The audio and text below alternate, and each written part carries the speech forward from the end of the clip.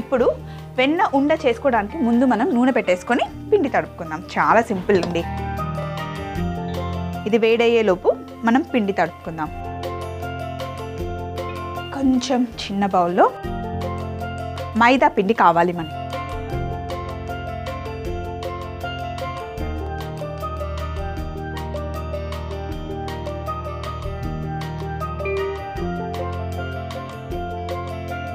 వెన్న ఉండల్లో వెన్న కొలత ఏంటంటే 1 కిలో మైదా పిండికి 300 గ్రాముల వెన్న వేసుకోవాలి. సో ఇప్పుడు నేను 1 కిలో చేయట్లేదు, అప్రాక్సిమేట్గా ఒక 1/4 కిలో వేసుకుందాం.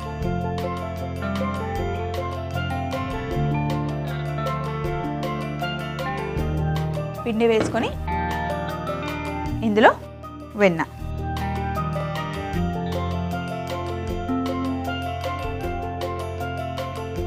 చిటికెడు ఉప్పు. ఎప్పుడైనా సరే స్వీట్ చేసేటప్పుడు కొంచెం ఉప్పు వేస్తే రుచి చాలా బాగుంటుందండి.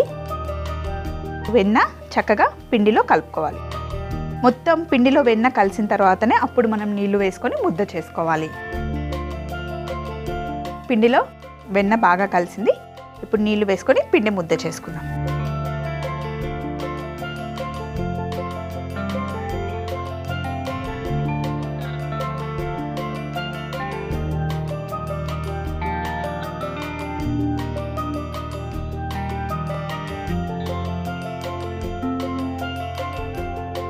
పిండి ఇలా సాఫ్ట్గా తడుపుకున్న తర్వాత ఒక 10 నిమిషాలు పక్కన పెట్టేద్దాం సాయినాథ్ గారు.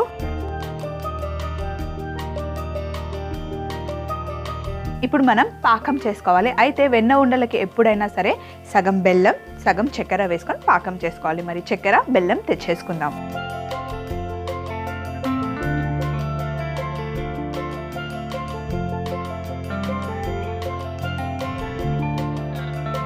తీపి వెన్న ఉండలకి సగం సగం కొలత కరెక్ట్గా ఉండాలి. బెల్లం ఇంకా చక్కెర. పాన్ తీసుకుందాం. పొయ్యి మీద పాన్ పెట్టుకొని 1 కప్పు తెచ్చుకుందాం మనం.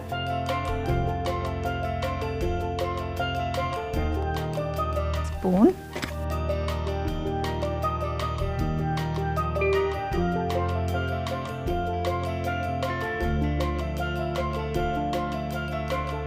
ఒక కప్పు బెల్లం, అలాగే 1 కప్పు చక్కెర.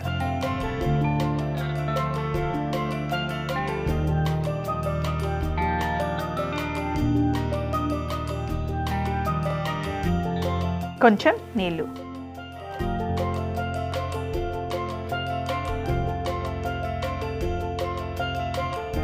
చక్కెర బెల్లం వేసుకున్న తర్వాత ఒకసారి మొత్తం కలుపుకొని కొంచెం చిన్న మంటలో ఇది ఇలా పాకం వస్తూ ఉంటుంది. ఈలోపు మనం ఉండలు చేసేసుకుందాం.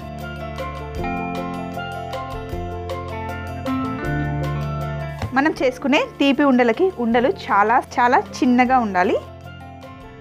బఠానీ సైజులో చాలా చిన్న చిన్నగా ఉండాలి.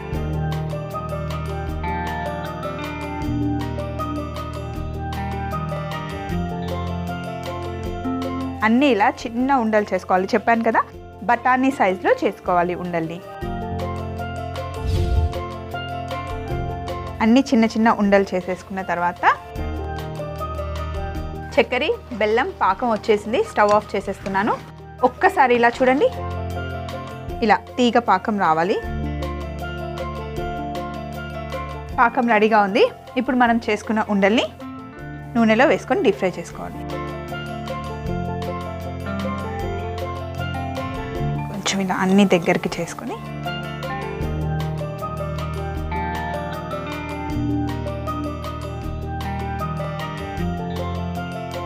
నూనెలో వేసాక ఒక్కసారి మెల్లిగా ఇలా కదుపుకొని వేయించుకోవాలి. మంచి బంగారు రంగు వచ్చే వరకు వేయించుకోవాలి సాయినాథ్ గారు.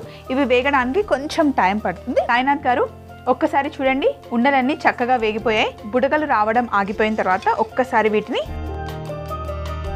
పైకి తీసుకొని పాకంలో వేసుకోవాలి.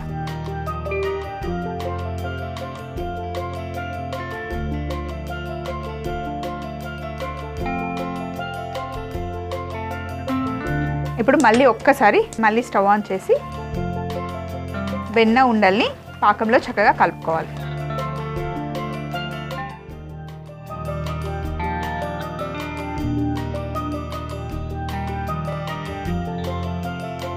సాయినాథ్ గారు, చాలాసార్లు ట్రై చేశానని చెప్పారు కదా, మీరు పిండి కలిపేటప్పుడు వెన్నని చక్కగా ఫుల్గా కరిగేలాగా కలుపుకున్న తర్వాత పిండి తడుపుకోవాలి. అండ్ మళ్ళీ నూనెలో కూడా చక్కగా ఇలా మంచి కలర్ వచ్చే వరకు ఫ్రై చేసుకోవాలి. పాకం చేసుకునేటప్పుడు చాలామంది వేస్తే చక్కెరే లేకపోతే బెల్లమే వేస్తారు, కానీ రెండు కలిపి వేసుకుంటే పాకం చాలా బాగుంటుంది. వెన్న ఉండలు రెడీ అయిపోయాయి. ఇలా క్రాస్గా పెట్టుకుంటే ఎక్స్ట్రా ఉన్న పాకం కిందకు వచ్చేస్తుంది.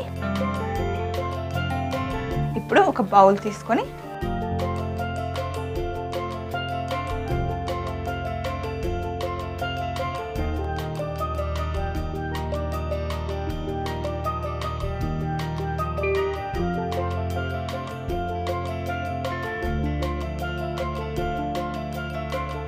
ఇలా జాలిలో వేసుకుంటే ఎక్స్ట్రా ఉన్న పాకం అంతా కిందకి కారిపోతుంది.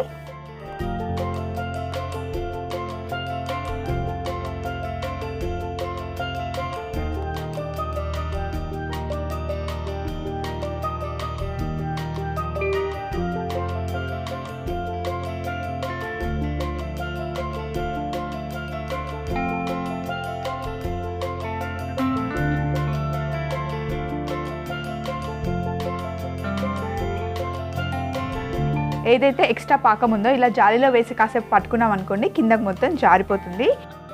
సాయినాథ్ గారు, ఇది చాలా చాలా ముఖ్యమండి. వెన్న ఉండలకి ఎక్కువ పాకం ఉన్నా కూడా అంత టేస్టీగా ఉండవు. సో పాకం మొత్తం కిందకి కారిపోయే వాళ్ళకి ఇలా పట్టుకోవాలి.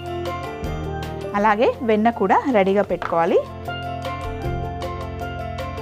ఒక వుడెన్ స్పూన్ తీసుకుందాం. పాకం అంతా కారిన తర్వాత ఒక బౌల్లోకి వీటిని వేసుకొని ఇప్పుడు మళ్ళీ కొంచెం వెన్న వేసుకొని ఒకసారి వీటిని చక్కగా కలుపుకోవాలి. ఇలా కలుపుకోవడం వల్ల వెన్న ఉండలు విడివిడిగా వస్తాయి.